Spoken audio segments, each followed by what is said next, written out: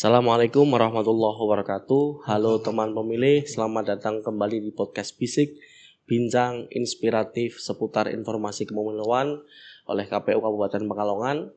Sebuah ruang dialog inspiratif yang menghadirkan berbagai perspektif seputar demokrasi, kepemiluan, dan partisipasi masyarakat dalam membangun bangsa yang lebih baik. Teman pemilih, demokrasi yang sehat dan inklusif tidak hanya tumbuh di ruang politik tetapi juga di dunia kerja, tempat jutaan masyarakat berkontribusi dalam roda ekonomi bangsa. Nah, menarik sekali jika kita membahas bagaimana nilai-nilai demokrasi itu dapat diterapkan dan dikembangkan dari lingkungan kerja. Sehingga setiap pekerja tidak hanya produktif secara ekonomi, tetapi juga bagaimana dia itu aktif secara demokratis. Untuk membahas tema kali ini, membangun demokrasi inklusif dari dunia kerja, telah hadir bersama kita narasumber istimewa, Bapak Ali Soleh. Ya. Sehat, Pak? Alhamdulillah. Sehat, Alhamdulillah. Ketua Serikat Pekerja Nasional SPN Kabupaten Pekalongan. Ternyata beliau ini tetangga saya. Jadi Pak ya, baru ketemu. Oh ternyata tetangga dekat dengan rumah. Oke, Pak Ali Soleh. Yang pertama terkait dengan pertanyaan pertama, untuk membuka perbincangan ini, kira-kira Bapak bisa jelaskan terlebih dahulu bagaimana peran dan fungsi SPN di kabupaten secara umum dulu, Pak. Monggo, Pak. Iya, terima kasih, Mas. Jadi peran SPN di Kabupaten Pekalongan banyak banget. Di antaranya kami mengkhususkan di tenaga kerja. Pertama kami memperjuangkan hak pekerja seperti upah yang layak, cuti yang layak, karena beberapa perusahaan di Kabupaten Pekalongan masih menerapkan upah di bawah UMR di Kabupaten Pekalongan. Di antaranya itu. Oke. Artinya sebagai wadah untuk bagaimana menjembatani hak-hak daripada pekerja, begitu Pak ya? Betul, Mas. Oke. Kemudian selanjutnya, dunia kerja itu sering disebut sebagai miniatur kehidupan sosial. Bagaimana setiap orang itu mempunyai harus koordinasi, harus tepos liro, harus tenggang rasa, karena kehidupan mereka di rumah itu ternyata harus dilanjutkan di dunia pekerjaan dalam hal ini. Lah, menurut Bapak kira-kira sejauh mana nilai demokrasi itu dapat tumbuh dan diterapkan di lingkungan kerja, Pak? Selama ini yang saya amati di perusahaan-perusahaan yang ikut dalam Serikat Pekerja Nasional, nilai demokrasi itu tumbuh dengan sehat.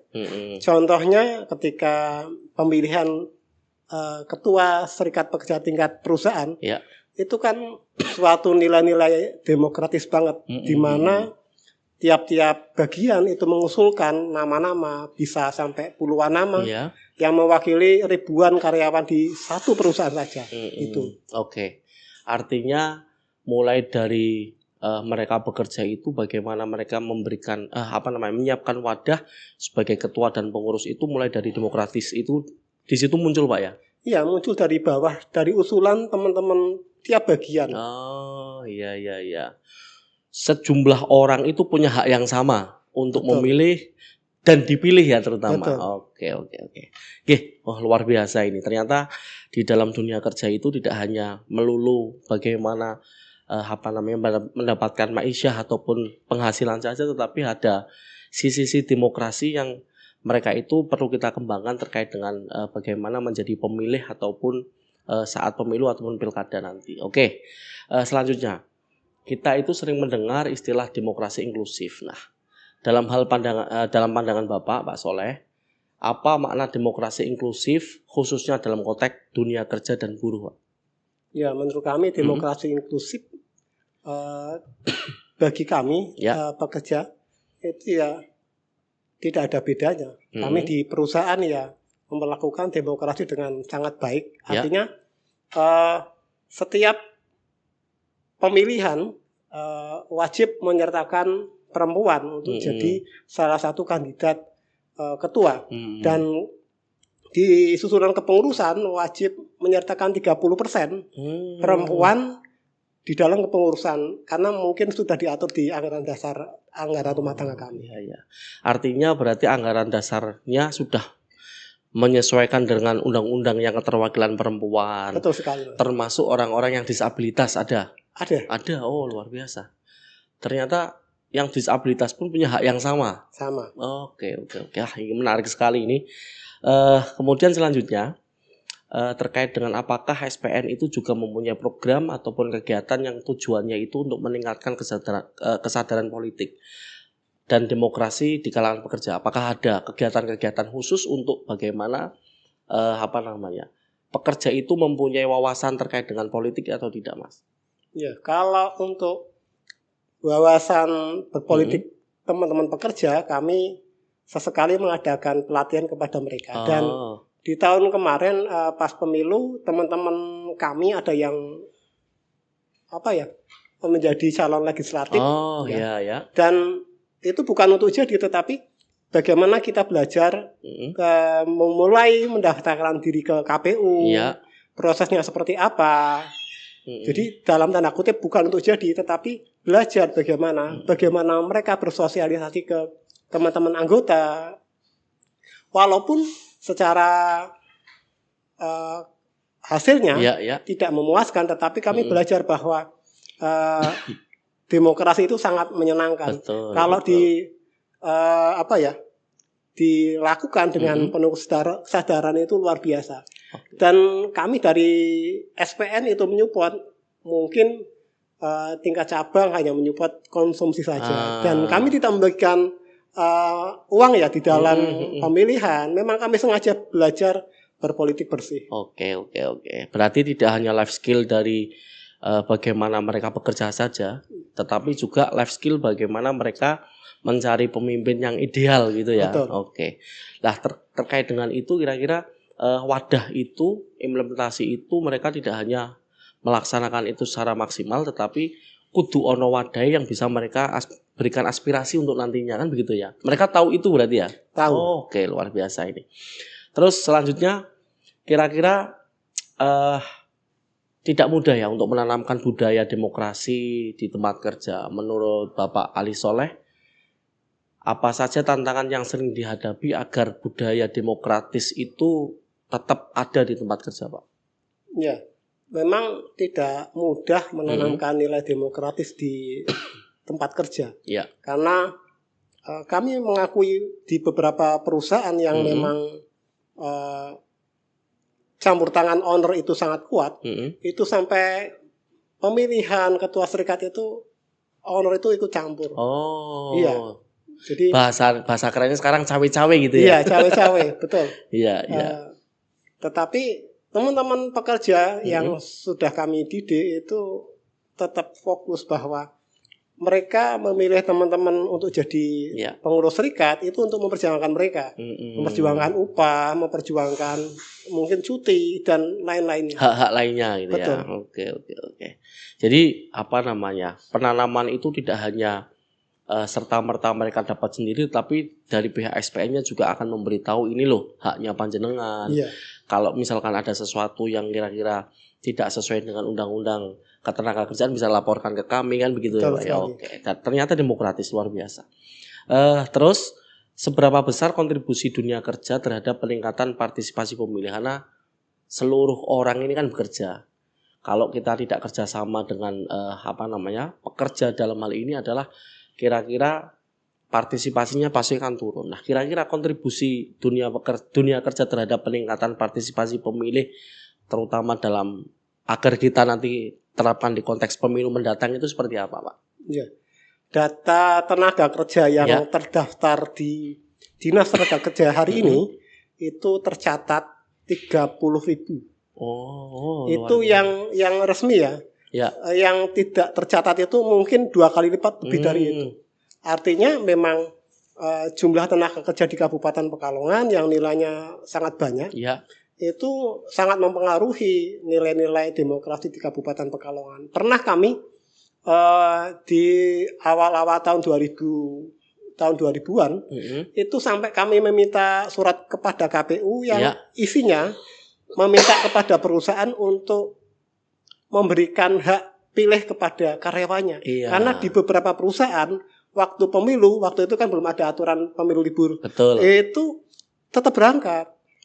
Yang kesulitan itu yang masuk pagi jam 6 pulang jam 2. Itu sangat kerepotan banget. Dan kami di tahun 2005 atau 2006 pernah meminta kepada KPU. Dan responnya luar biasa banget.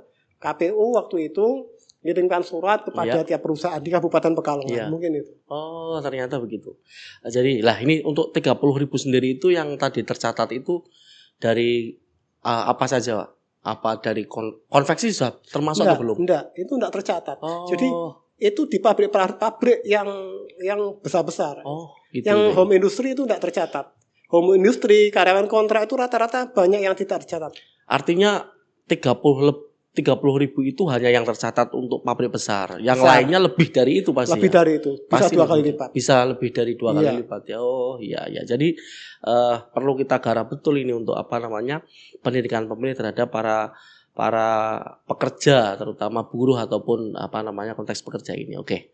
Selanjutnya, kira-kira ada bentuk sinergi antara SPN dengan KPU atau lembaga lain dalam memberikan pendidikan pemilih bagi para pekerja atau sudah atau belum, Pak? Misalkan kita datang ke sana memberikan materi terkait dengan bagaimana pemilih, bagaimana menjadi pemilih yang baik, bagaimana menyalurkan hak pemilihnya dan seterusnya. Kira-kira sudah ada sinergi itu atau belum?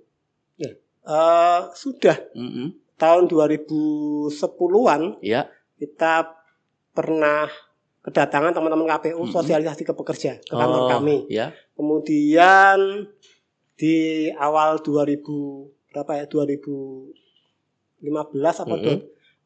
kita diajak untuk mengirimkan perwakilan untuk jadi relawan di KPU untuk memantau pemilu.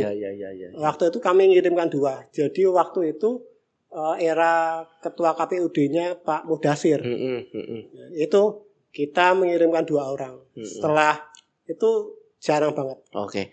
Tetapi apakah ada dari para perwakilan yang bekerja di pabrik dan seterusnya itu menjadi penyelenggara seperti KPPS, kemudian PPS atau PPK ada enggak kira-kira? Banyak banget. Banyak ya? Banyak banget. Karena rata-rata teman-teman pekerja itu.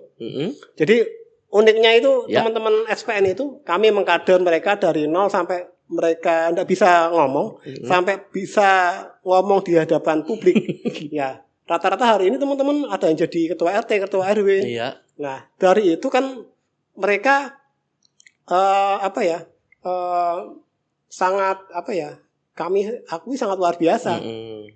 Dan ketika pemilu kemarin mereka juga ketika diajak kerjasama dengan KPU mereka sangat antusias sekali. Ada yang jadi pengawas juga ada banyak ya. Oke. Ternyata punya andil yang luar biasa dalam pemilu dan pilkada ya. Tidak hanya kerja dan kerja saja tetapi juga harus membantu itu. Oke. Nah, luar biasa ini teman pemilih sekalian bahwa ternyata pekerja dalam hal ini punya andil yang luar biasa bagi demokratisasi di Indonesia. Lanjut. Salah satu ciri demokrasi inklusif adalah memberikan ruang bagi semua kelompok, tidak hanya perempuan, termasuk yang disabilitas, yang punya kekurangan. Kemudian apakah SPN itu juga mendorong kesetaraan bagi pekerja perempuan, disabilitas ataupun kelompok rentan lainnya, Mas? Ya, kalau hari ini kami memberikan ruang bagi teman-teman pekerja perempuan, disabilitas untuk duduk di kepengurusan baik tingkat cabang. Jadi di cabang itu dari 11 pengurus 4 orang perempuan. 4 orang perempuan. Kemudian di tiap unit, tiap perusahaan itu perempuan banyak banget jadi pengurus. Jadi di perusahaan itu malah lebih spesifik. Tingkat pengurus itu ada mungkin sampai 18 pengurus, kemudian tingkat perwakilan anggota itu ada lagi sampai puluhan orang, bahkan sampai 50-an perwakilan anggota. Dan itu banyak banget yang perempuan. Oh iya. Oke. Ternyata luar biasa, tidak ada pembatasan dan juga sama-sama diberikan ruang ya, baik itu perempuan, disabilitas ataupun kelompok rentan ya. Sambil diminum Pak Soleh. Monggo, terima kasih. Bismillahirrahmanirrahim. Kita ngobrol santai saja terkait dengan ini. Selanjutnya, dalam struktur internal SPN sendiri, mekanisme untuk menjamin aspirasi anggota itu tersampaikan secara demokratis dan terbuka atau tidak? Contohnya apa kira-kira? Iya, contohnya misalkan ketika pemilihan pengurus serikat tingkat Ya. perusahaan itu sebelum pemilihan itu mereka membuat KPU versi perusahaan. Ya, betul, Ya, betul. tim-tim, Panitia, panitia pemungutan lah pemilihan. ya. Dan itu tidak berafiliasi kepada siapapun. Mm-mm. Mungkin ya, menurut kita biasa aja, tetapi di perusahaan-perusahaan seperti teman-teman kami di Tangerang, Iya. itu yang satu perusahaan itu sampai 100.000 karyawannya. Mm-mm. Itu pemilihan ketua serikat itu seperti pemilihan DPR. Iya. Timnya banyak banget, Iya. ya. Bahkan H-1 sebelum pemilihan teman-teman itu sudah ada yang diketok-ketok pintunya Mm-mm. dan lain-lain lah. Itu sampai segitunya teman-teman. Iya, iya. Sangat luar biasa. Jadi mereka menyampaikan visi misi gagasan bagaimana agar mereka diwadahi dengan baik, begitu ya? Iya. Bukan dengan cara paksaan kan tidak? Tidak. Oke. Wah, luar biasa. Ternyata memang demokratisasi sudah ada di di lingkup pekerja itu. Kemudian sebagai organisasi pekerja, bagaimana Bapak melihat peran buruh sebagai warga negara dalam menentukan arah kebijakan bangsa melalui pemilu? Kira-kira sudah banyak tersalurkan atau masih kurang atau sudah cukup atau sudah luar biasa kira-kira?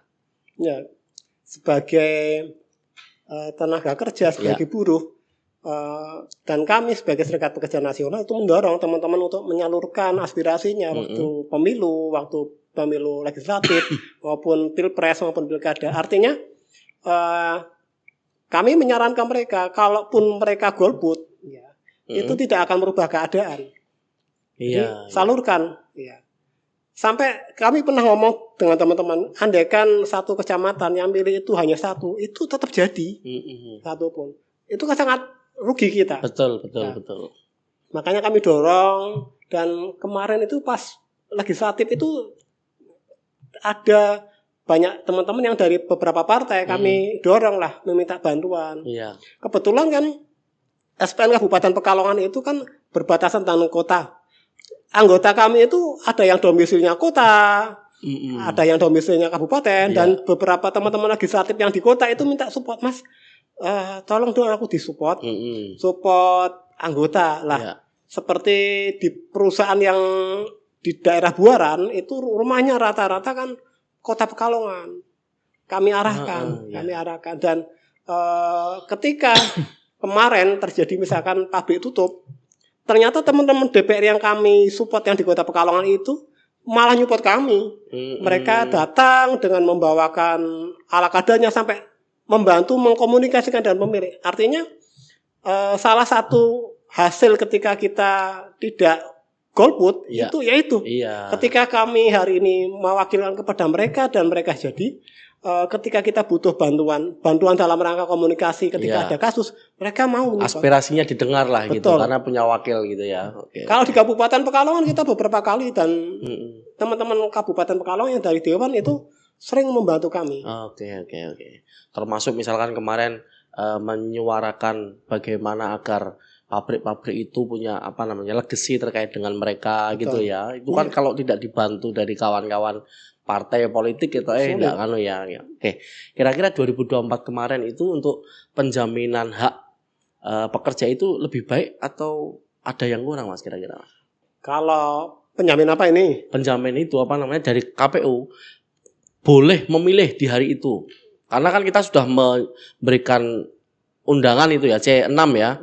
Dan mereka ada yang tidak apakah mereka meliburkan semua untuk bos-bosnya itu? Iya. Kalau yang kami amati 2024 itu sudah berjalan maksimal. Rata-rata malah yang masuk pagi itu diperbolehkan masuk jam 9. Oh, gitu. Yang jadi petugas pemilu itu diberikan cuti. Dan hari itu ketika mereka masuk itu diberikan upah lembur. Upah lembur. Dihitung lembur berarti. Dihitung lembur ya. Okay. Kemudian dan itu pun atas kesepakatan dengan serikat pekerja. Kalau tidak sepakat ya berarti libur. Tapi kalau mereka lagi dikejar target ya itu mereka bikin kesepakatan, diberikan hak ya. Jadi yang masuk pagi memang boleh terlambat tanpa dipotong gaji apapun ya. Dan masuk pun dihitung lembur. Wah ternyata luar biasa penjaminannya. Kalau tidak ada SPN mungkin penyuaraan mereka kan tidak sebesar kalau ada SPN, ada wadahnya kan gitu Mas Betul. ya. Oke. Kalau ada serikatnya begitu. Iya betul. Di era digital seperti ini, bagaimana SPN memanfaatkan teknologi dan media sosial untuk memperkuat komunikasi dan pendidikan politik bagi anggotanya? Apakah ada Facebook khusus, WA khusus, ataupun apa di SPN yang menyampaikan komunikasi pendidikan politik bagi anggota atau tidak, Mas, kira-kira? Kalau di era online kayak gini, Ya. SPN punya media ya. Oh, Cuman ya. kan untuk sampai ke anggota itu memang sulit ya. Karena bahasanya kan hari ini bahasa-bahasa tenaga kerja.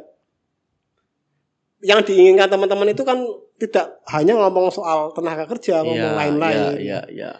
Kami pernah ketika suatu saat ada suatu perusahaan yang tutup, kami berikan pelatihan, itu ternyata mereka juga enggak respon. Yang ditanyakan kepada kita, ada lowongan pabrik buka enggak?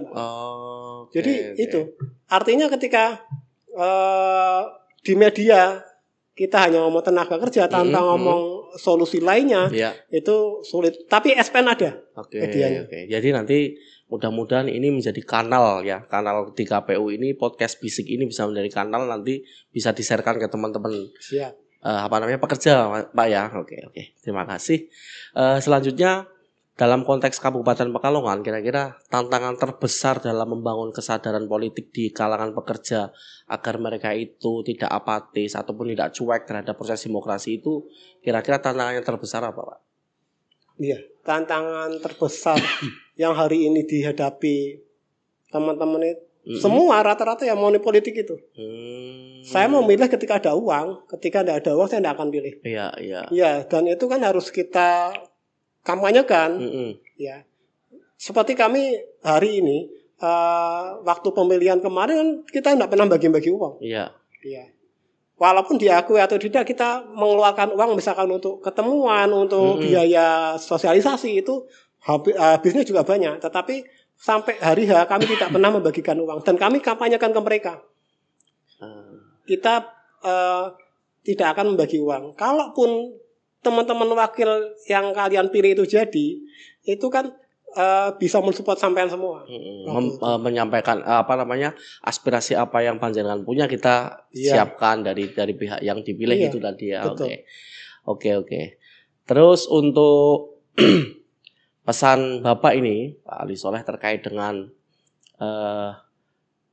pengusaha ataupun pimpinan perusahaan agar ikut turut mendukung terciptanya iklim demokrasi yang inklusif, tidak hanya SPN saja, tetapi pihak pimpinan ataupun pengusaha itu, kira-kira pesannya seperti apa agar mereka itu mendukung iklim demokrasi yang ada di Kabupaten Pekalongan? Ya, kalau pesan kami sih sampai saat ini pihak pimpinan sudah sangat terbuka ya, beda dengan dulu. Sekarang itu mereka memperbolehkan karyawannya milih siapapun. Kalau dulu kan harus ini, sekarang siapapun calonnya yang legislatif itu sudah mereka bebaskan. Yang hari ini kami amati begitu. Oke. Yang sekarang ini. Iya. Tetapi mudah-mudahan nanti demokrasi yang ke depan juga semakin baik lagi kan begitu Pak ya. Kemudian untuk harapan Bapak terkait dengan penyelenggaraan pemilu ke depan agar semakin inklusif, adil, mampu memberikan ruang bagi semua kalangan termasuk pekerja, kira-kira pesannya ataupun harapannya apa Pak kepada kami KPU terutama? Ya, kami berharap KPU itu tidak hanya turun kepada pekerja dan masyarakat Pekalongan pada umumnya, tapi hari ini ada beberapa yang dari tenaga kerja ya. Itu yang di sektor non formal misalkan seperti home industry, itu kan harus tetap diarahkan tapi kan kami juga memahami anggarannya dari KPU dikit berapa. Dan banyak orangnya ya. Dan banyak banget orangnya. 2 kali lipat lebih, bisa lebih. Ya, jadi itu yang karena kami mulai mengamati ketika pelaksanaan pemilu ya mereka tetap beraktivitas berangkat kerja.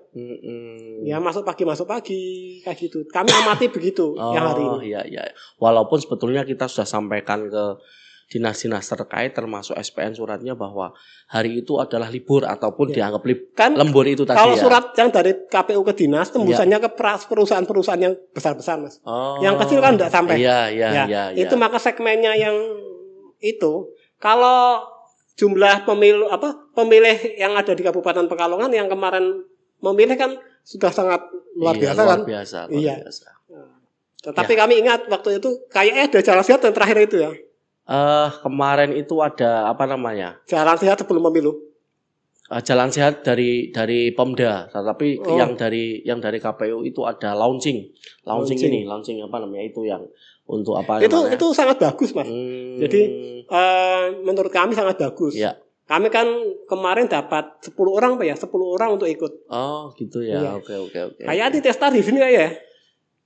Ya, mulai muter sini kita lihat ya. Saya ikut itu waktu. Karena kemarin itu memang kita mengagendakan beberapa hal termasuk apa namanya? Car Free Day. Car Free Day memang kita sering. Tetap ada kegiatan sholawat, tapi ternyata apa namanya? Suhu politik yang saat itu di Kabupaten Pekalongan masih hangat-hangat kan gitu. Jadi itu diganti dengan beberapa kegiatan yang lainnya, termasuk sosialisasi di Car Free Day dan seterusnya, Mas. Oke. Terakhir, Pak. Pesan apa yang ingin Bapak sampaikan kepada seluruh pekerja di Kabupaten Pekalongan agar mereka ikut berpartisipasi aktif dalam pemilu mendatang di 2029 ataupun 2031? Kalau putusan MK-nya itu agar mereka itu datang melaksanakan hak pilihnya dengan semangat demokrasi dan tanggung jawab. Kira-kira pesan apa yang ingin disampaikan kepada seluruh pekerja yang nanti melihat ini karena akan ditayangkan di YouTube secara live itu, Pak? Iya. Pesan saya ya harus datang sebagai warga negara yang baik. Ya. Jangan sampai tidak memilih karena itu sangat rugi. Saya pun memilih. Saya tidak pernah golput ya. Iya. Siapapun wakil saya, yang penting saya milih. Gitu. Ya, oke. Luar biasa ini. Terima kasih Bapak Ali Soleh atas waktu dan pandangan yang sangat inspiratif. Nanti bisa di-sharekan ke linknya ke kawan-kawan pekerja yang lain agar mereka mempunyai persepsi dan juga pengetahuan terkait bagaimana berdemokrasi yang baik. Dari perbincangan ini kita dapat memahami bahwa demokrasi itu sejatinya dapat tumbuh di mana saja, termasuk di dunia kerja tempat setiap individu belajar tentang musyawarah, keadilan, dan kesetaraan. Peran serikat pekerja seperti SPN sangat penting dalam memastikan suara para pekerja tidak hanya terdengar di ruang industri dengan hiruk-pikuk mesin yang luar biasa besar, tetapi juga di ruang demokrasi. Karena pada akhirnya demokrasi yang inklusif adalah demokrasi yang memberi ruang bagi semua tanpa terkecuali. Teman pemilih, semoga perbincangan kali ini memberi wawasan baru dan semangat untuk terus berpartisipasi aktif dalam kehidupan demokrasi. Baiklah teman pemilih, sampai di sini dulu episode kita kali ini. Terima kasih kepada teman pemilih yang telah mengikuti hingga akhir. Jangan lupa untuk terus ikuti episode-episode berikutnya di podcast Bisik, bincang inspiratif seputar informasi kepemiluan, karena akan ada banyak tema menarik seputar demokrasi dan kepemiluan. Saya Fathuddin, pamit undur diri, sampai jumpa di episode selanjutnya. Podcast Bisik, menginspirasi dan mendidik untuk demokrasi yang lebih baik. Assalamualaikum warahmatullahi wabarakatuh.